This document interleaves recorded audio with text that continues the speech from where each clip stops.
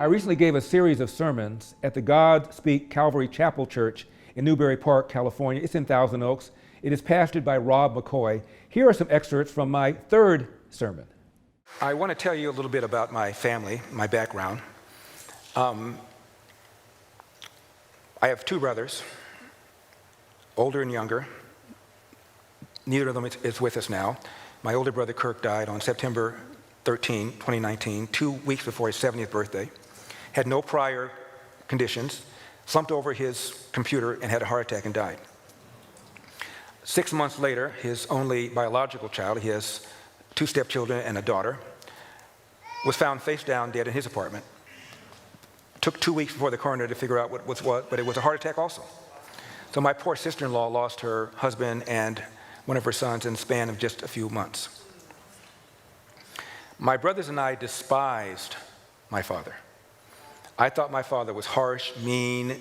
He spanked us too hard. He whipped us with a belt too often. And the thing that bothered me the most about it, and the thing that made me despise him the most, is we would do something or say something, it would set him off, and then we'd do something or say the same thing, and it wouldn't set him off. So you couldn't even figure out what was making him tick. I didn't even know why he had kids. Unfortunately, the SOB starts a little cafe when I'm 10 years old. So now I got to work for him. I didn't like working for him. Now, when I say cafe, it was a little diner, a little box. It had about 16 seats. And so the cooking thing was right in the middle, and you sat around it. So you could hear everything that was going on and see everything that was going on. And he would always yell at me. And I didn't think it was fair. I was, in my opinion, the best waiter he ever had, but he would still yell at me. Now I'm 15 years old. I put up with this for 5 years. And I would like to tell you that I said to myself, the next time this SOB yells at me, I'm going to go up to him and I'm going to say, now see here, sit down. We're going to talk about having an adult relationship going forward. I couldn't do that. I was afraid of my father. So I said to myself, the next time this SOB yells at you, you just walk out, which would have been an act of defiance no one had ever done to my dad. So the waitress had called in sick that day. The restaurant was full of people, and my father yelled at me. And I went in the back, I took off the apron, and I walked out. And I went home.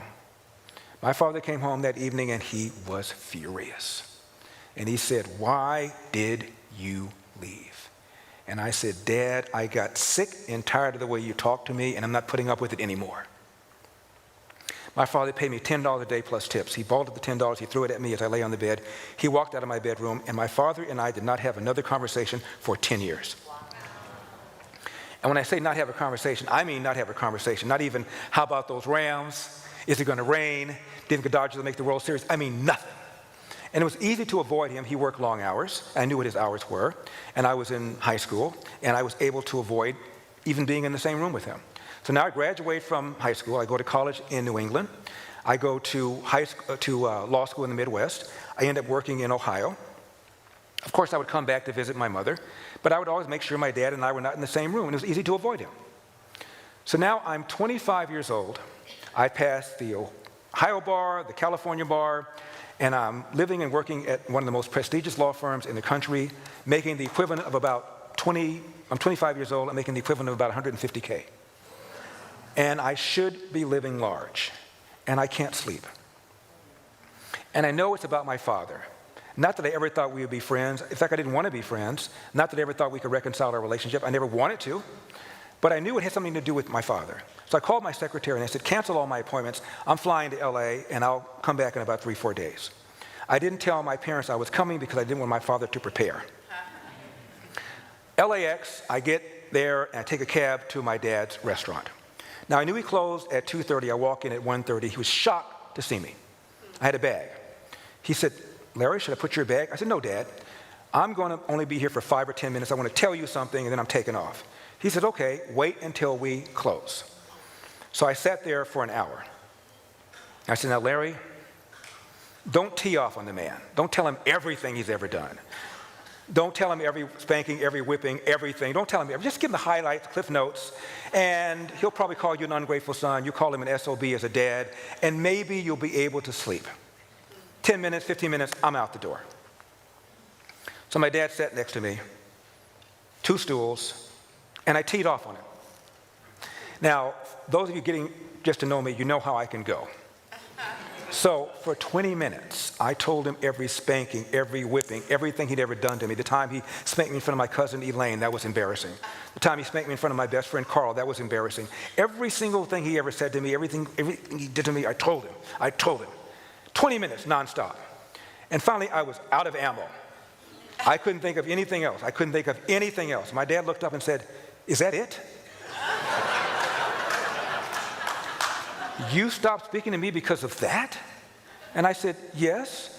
And for the first time, I saw my father cry. Now, I must tell you, I didn't think the man had the ability to engage in that activity known as crying.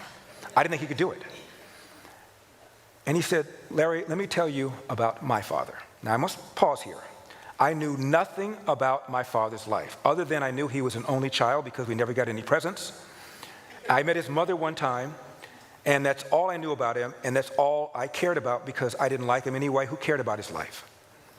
For the next 8 hours, my father and I sat in this chair, and he told me about his life. He said, "You know your last name, Larry Elder?" I said, "Yes." He said, "That's not my biological father's name." I said, "What? Well, who's your biological father?" "I don't know." "You don't know never met him?" He told me my mother was illiterate, could neither read nor write. She didn't want to work. She lived off men, had a series of men, each one more irresponsible than the other. Elder was in his life the longest, maybe 4 years. My dad said, I came home from school. I was 13 years old. And my dad said, I'm probably going to drop out of school anyway because my mom would not buy me long pants. Everybody wore short pants until the 8th grade, and then you had long pants. Otherwise, kids would ridicule you. And she did not have the money, or claimed she didn't have the money. It was not going to get him long pants. He didn't have the money, so he's probably going to drop out anyway. But he came home at the age of 13 and starts quarreling with his mom's then boyfriend. Mother sided with the boyfriend, threw my father out of the house, never to return. 13-year-old boy, Athens, Georgia, at the beginning of the Great Depression, deep in Jim Crow South. And I said, well, Dad, what did you do? And he said, I went down the dirt road and I knocked on the door and I did whatever anybody wanted me to do. I cleaned up this, I cleaned up that. I ultimately became a shoe shine boy. I got a job as a hotel valet. And then I applied for and got a job as a Pullman porter. They were the largest private employer of blacks in those days. So this black boy from Athens, Georgia, was able to go all over the country. And one day on a run, he came to Los Angeles, California, where it was sunny, where people smiled, and where he could walk into a restaurant in the front door and be served. And he was blown away by that. And he made a mental note, maybe someday I'll relocate to Los Angeles, Pearl Harbor. My dad joined Marines. I said, Dad, why the Marines? He said, Larry, they go where the action is, and I love those uniforms. My father was stationed on the island of Guam. He was a staff sergeant in charge of cooking for the colored soldiers. My father can look at a cake and tell you what's in it. That's how good he is. So the war is over. He goes back to Chattanooga, where he met and married my mom. And he went around to several restaurants to get a job as a short order cook, and he is told to his face, we don't hire niggers. My father goes to an unemployment office. The lady says, you went through the wrong door. Go to the right door. My dad goes out the hall, sees colored only, goes through that door to the very same lady who sent him out.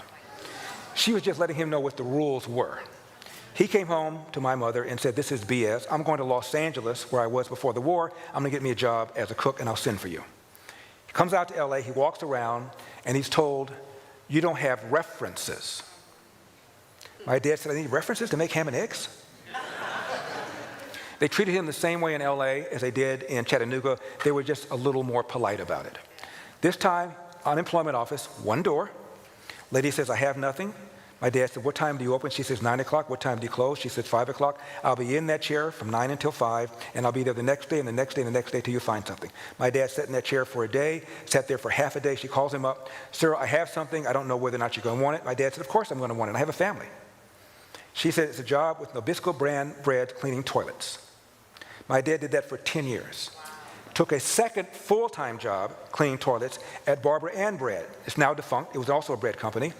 He cooked for a family on the weekends to make additional money, and he went to school 2 or 3 nights a week to get his GED. The man never slept. That was why he was always so cranky. If I don't get 5 hours, you don't be around me. This guy would get 15 minutes, half hour, 45 minutes, 15 minutes, an hour, 2 hours.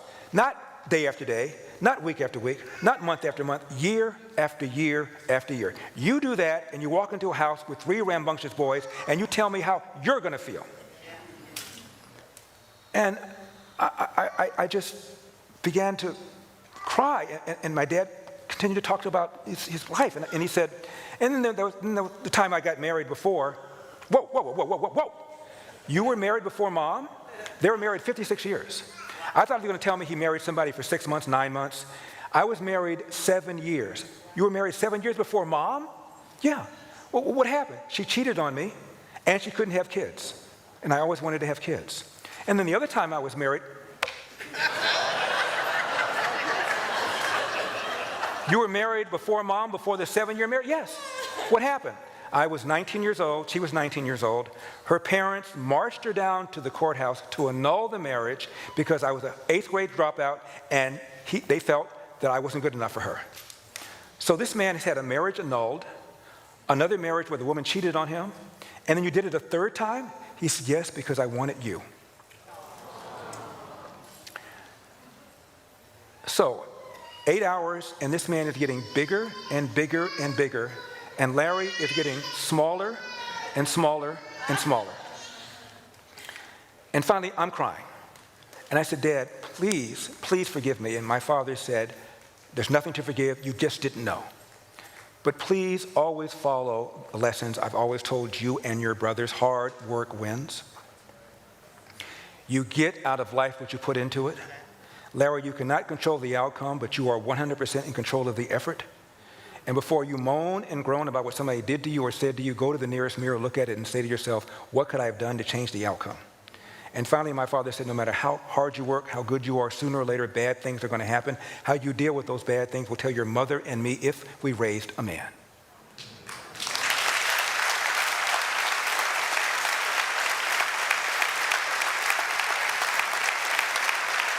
I'm Larry Elder, and we've got a country to save. And I will see you next time. Out.